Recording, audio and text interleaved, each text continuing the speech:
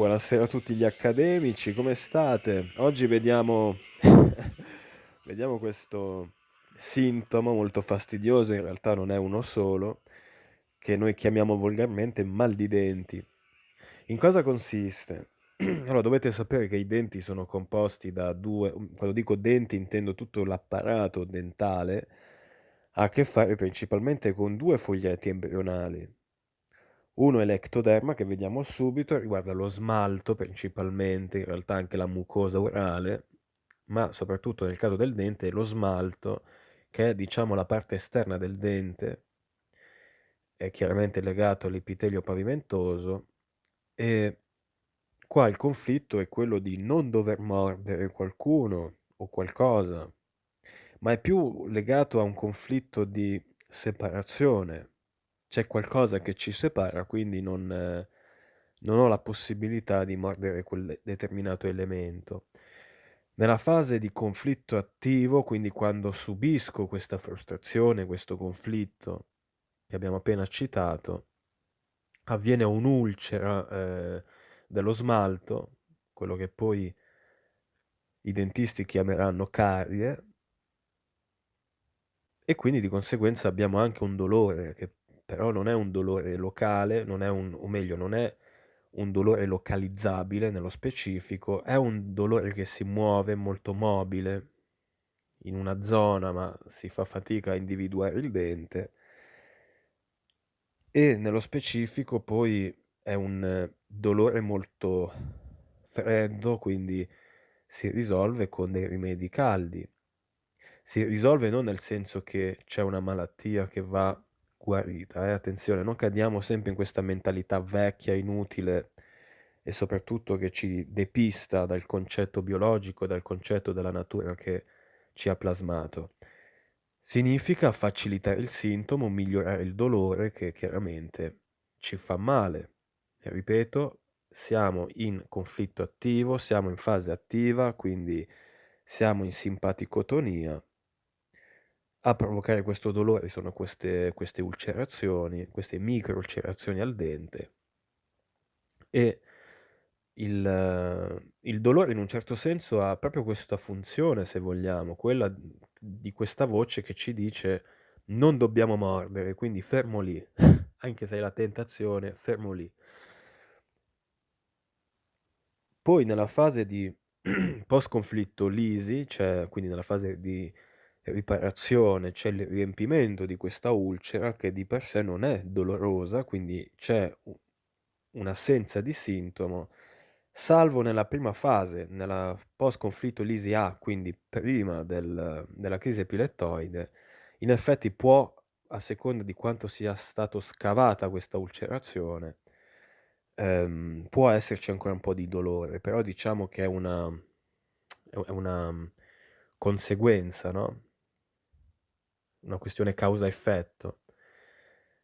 E quindi appunto questo è legato all'ectoderma. Invece nel caso del mesoderma recente, intanto, beh, ovviamente stiamo parlando della dentina, quindi questo corpo del dente più interno, ovviamente parliamo anche della gengiva, come parliamo anche di tutto quello che è il connettivo.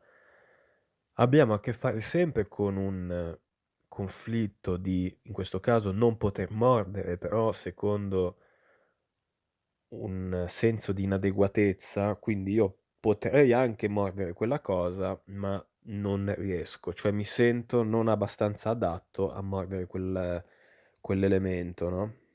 Ad esempio sto pensando a qualcuno che, semplicemente in ufficio non può permettersi di mordere il suo capo, perché qualora dovesse farlo, ecco che avrebbe delle conseguenze gravi, tra cui il licenziamento. Quindi in sé c'è questa sensazione di inadeguatezza. Io non mi sento adeguato a mordere il capobranco perché mi sento più piccolo, ad esempio. E qui abbiamo o anche stavo pensando anche a cioè tutti questi stili, tutti questi temi che poi variano tantissimo da persona a persona.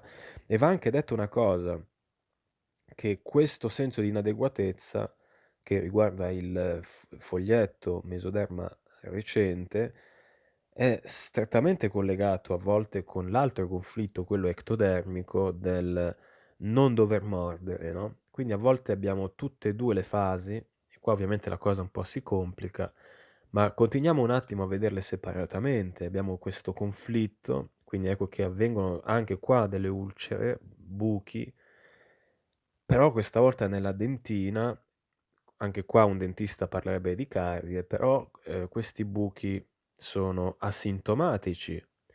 Il sintomo si manifesta solo in vagotonia, perché avviene la ricalcificazione di questi buchi nella dentina. E qua il sintomo è caldo, è anche più localizzabile.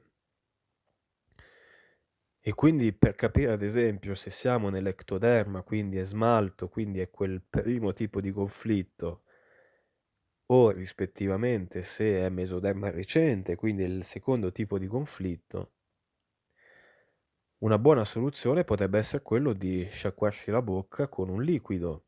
Se è un liquido caldo e il dolore non passa, ma anzi aumenta, significa che siamo in post-conflitto lisi, quindi siamo in una fase riparativa della dentina o quantomeno di un tessuto mesodermico.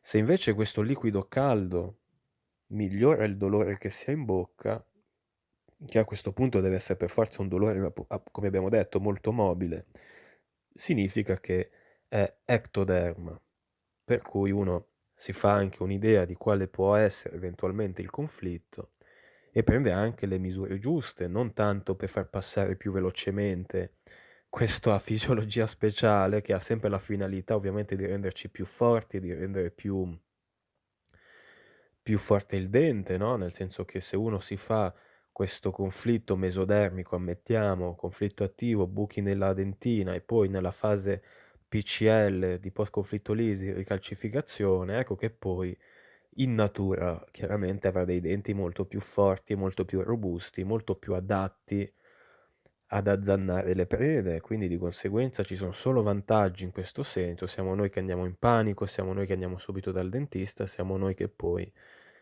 ne paghiamo le conseguenze, perché a volte succede che il dentista cosa fa? Ci trapana in bocca e questo provoca ulteriore conflitto, perché ci fa sentire maggiormente inadeguati, ci svaluta e quindi di conseguenza ci possono essere delle risposte, sempre in tema di appunto di mesodermici insomma, quindi di ulteriori conflitti e poi ulteriori fasi PCL. E quindi nasce una situazione ciclica, una situazione in cui poi bisogna di nuovo tornare dal dentista, poi di nuovo, poi però è risolto, poi in realtà non è risolto perché chiaramente il dentista ha fatto il suo lavoro e vede quello che ha fatto lui, ma poi non vede che cosa sono poi le risposte successive e via dicendo. A meno che uno non dica, beh, questo dentista è stato fantastico, adesso sono a posto per tutta la vita. Così si fa la sua fase post-conflitto lisi finale e poi dal dentista non ci torna più. Quindi insomma ci sono tante dinamiche. C'è qualcuno che chiedeva delucidazioni sul bruxismo, quindi sul mordere quando si sta dormendo, quindi degrignare i denti, strusciarli, c'è questo tipo di sintomo che è un tipico sintomo di qualcuno che vogliamo mordere a tutti i costi, che vogliamo azzannare alla gola, ma che non riusciamo per il semplice fatto che abbiamo del rancore, no? Alla base che non possiamo esprimere perché è un rancore stagno, è qualcuno che non riusciamo a mordere perché è più grande di noi, ma che suscita in noi tanta rabbia, tanta energia, tanta tensione e via dicendo. Chiaramente questo poi può anche comportare delle conseguenze, ad esempio la distruzione dei denti, la consumazione dei denti a furia di strusciarli, ovviamente anche qualche morsicatura involontaria come le labbra, la lingua, le pareti laterali della bocca. Ma poi come se non bastasse, ogni volta è un aumento di questa frustrazione finché la cosa non viene poi definitivamente risolta. Quando si manifesta questo tipo di movimento involontario, normalmente notturno, ecco che siamo in una crisi epilettoide che risetta, diciamo, tutta questa aggressività repressa e quindi cerca in un qualche modo di farci superare il problema, di provare di nuovo a fare dei test per vedere se siamo ancora capaci di azzannare, se siamo ancora capaci di utilizzare la dentiera, e questo avviene in un momento in cui siamo solitamente nel sonno, in un momento in cui eh, semplicemente dobbiamo terminare questa un po' sconfittolisi, no? Però la difficoltà sta in quello che abbiamo detto. Quando c'è del rancore, non nella semplice rabbia, ma del rancore, significa che c'è già un'aggressività stagna. E se c'è un'aggressività stagna, normalmente significa che le cose stanno già andando per le lunghe. Questo è quanto, vi voglio bene, statemi bene, buona serata. Fatemi sapere che cosa ne pensate o se anche voi avete avuto casi già di bruxismo o di mal di denti. Statemi bene.